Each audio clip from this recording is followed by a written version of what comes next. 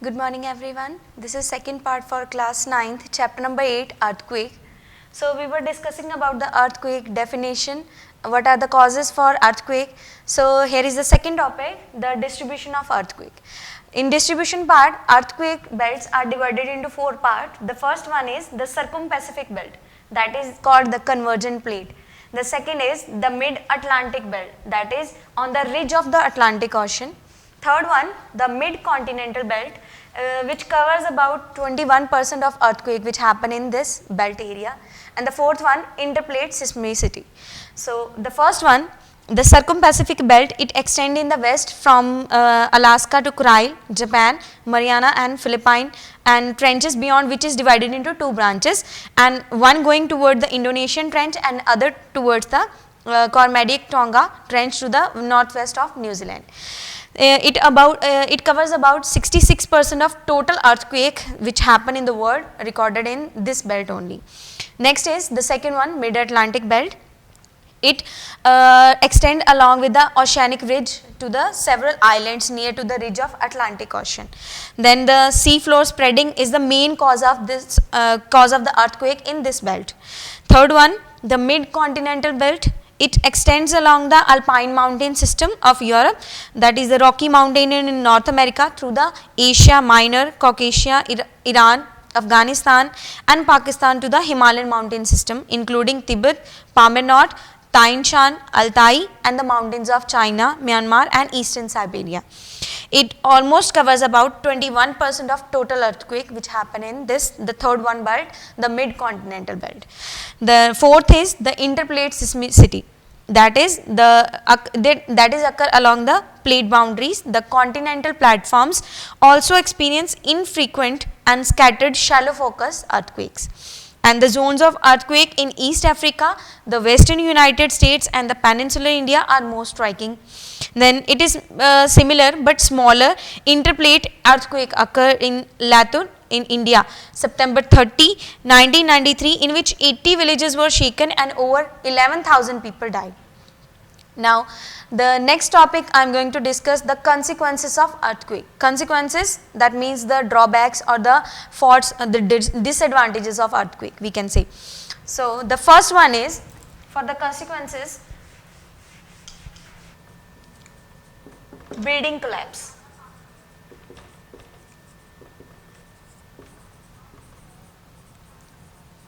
As you know that buildings are collapsed when earthquake happen, and several type of other destruction. This is the main type of damage that leads to the worst casualties, and the worst thing to do in the earthquake to rush out into the streets during the quake, and we have to save people those who are under the debris or glass area. And the danger from being hit by the falling of glasses, danger from being hit by the building then inside in they have given one example for that. In 1989 Loma Prieta earthquake, the streets of San Francisco's financial district were covered by broken glass and people were buried under the facade of brick building that fell toward into the street. Then the building knocked off their foundation, that means they were totally displaced from the wall area or displaced, the foundation was totally shaken off. The buildings that are otherwise withstand the quake can be knocked off their foundation and severely damaged, and this is the type of damage that can be largely prevented by bolting the flame securely to the foundation, so it will remain in the place. Next is landslide.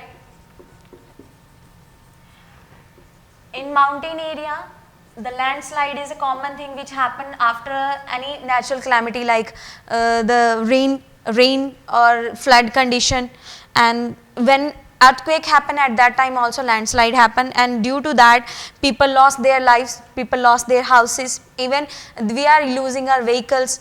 So these are the main thing. They have given example in the Yangford mountains like Andes, Rockies, Alps and Himalayas. Earthquake resulted in the landslide which damaged to the human settlement and disturbed the transport system.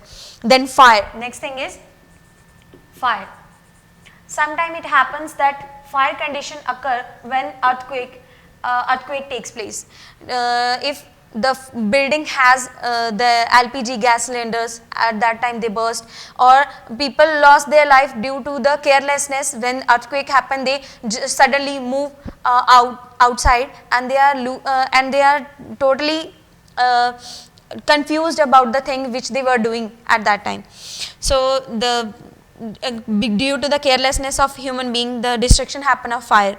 Fires often break out due to the falling earthquakes, the deformation of ground surface, damage and destruction of human establishment and structures such as buildings, railway lines, roads, bridges, dams, towns and cities, loss of human and cattle lives, devastating fires, floods, landslide, disturbance in the underground levels also. So these are the main drawbacks. Then loss of property, loss of life, property totally damaged, lives also gone.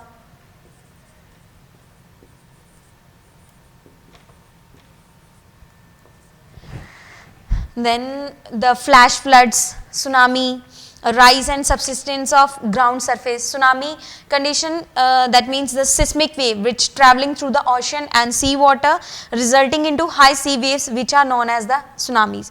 Tsunami is a Japanese term which is termed as a universally adopted to describe this the seismically generated sea waves.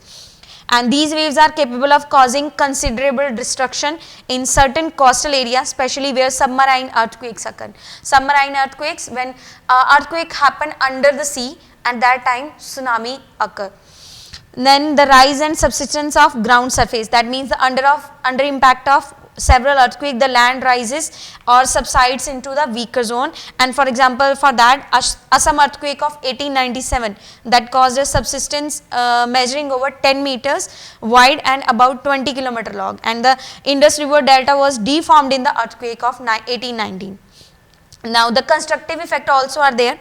The first constructive effect is the earthquake result the formation of hot springs and geysers which are having medicinal qualities. Then next thing is earthquake result in the formation of a coastal submergence and changing the coastal forms. That means the deforming the bodies. Deforming, that means this places are occurred on the earth surface, on the sea areas, and the generation of land surfaces.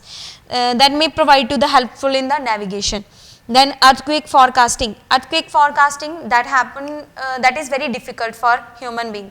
They are predicting about predicting that earthquake happen in this area according to the energy which is producing by the earth surface, but it is not sure by the human being that at that time or this time the earthquake happens. So it's very difficult task. So this is our chapter. I hope you understood. If you will get any query, you can ask me through the comment section. Thank you.